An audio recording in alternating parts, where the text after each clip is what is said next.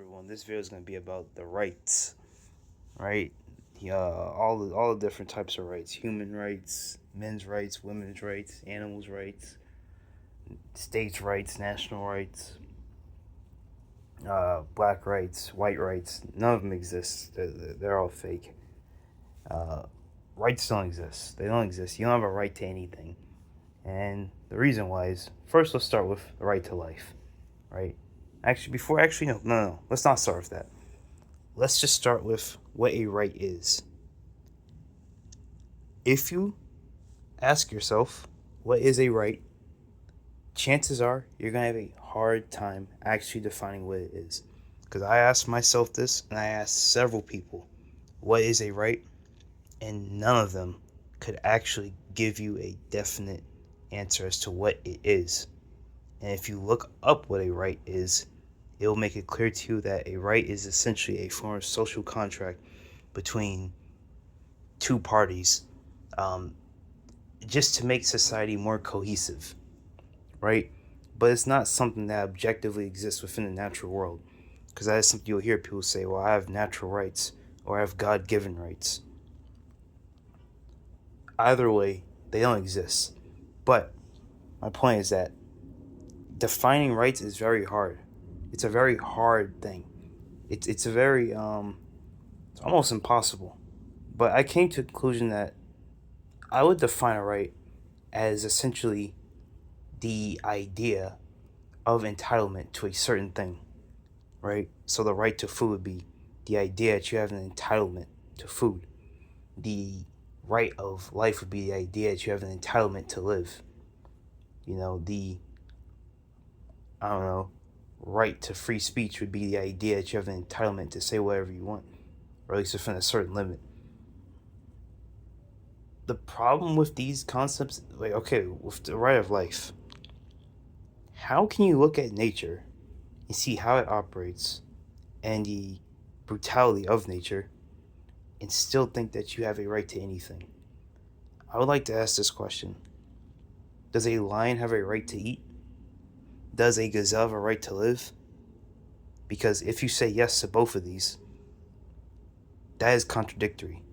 If if rights do exist, then there can only one of the two parties can have a right. But the lion can have a right to eat, and the gazelle can have a right to live. Those two cannot go together. Either a gazelle has a right to live, and the lion does not have a right to eat, or the lion has a right to eat, and the gazelle does not have a right to live. But really, though, neither one of them makes sense, right? Life is based upon your ability. If we're talking about just a purely natural state, not talking about, within the state that we humans live in currently, right? In a developed civilization, just in a purely natural state, right? And in humanity rawest form, in nature, as hunters and gatherers, there is no such thing as rights. Your ability to survive is based solely upon your martial prowess. Are you capable in combat? Can you run? How fast a runner are you? How long can you endure running? You know, what shape are you in physically? How good are you at hunting? How good are you at picking up on animal tracks? That's it. You don't have an entitlement to eat. You don't have an entitlement to live another day, right? Unless you prove yourself to be a capable hunter, you will simply just die of starvation. You will just be weeded out. But you're not gonna uh, continue on existing. That's the point of nature. Nature is eugenic and is cleansing. Any sort of entity within it that doesn't perform and meet up to its expectations, it simply just discards. And that's what you are. You're not special. You're not some being whose life actually matters. That's something we have to understand. Your life doesn't matter.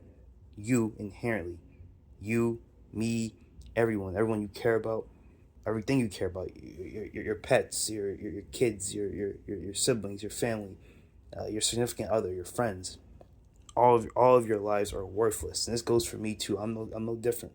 Our lives are they're meaningless. They're pointless. Your life is not special. It's not meaningful. I'm talking about purely from a natural perspective. Nature doesn't care about you unless you can actually survive and withstand what nature throws at you.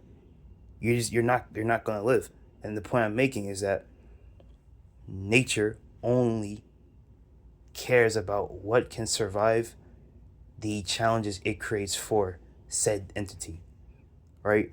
But just the average individual who cannot survive, nature does not care about them, and they'll just be weeded out because nature is trying to reach a perfected form of everything, and that's something I'll get into in another. That's something I'll get to in another video, but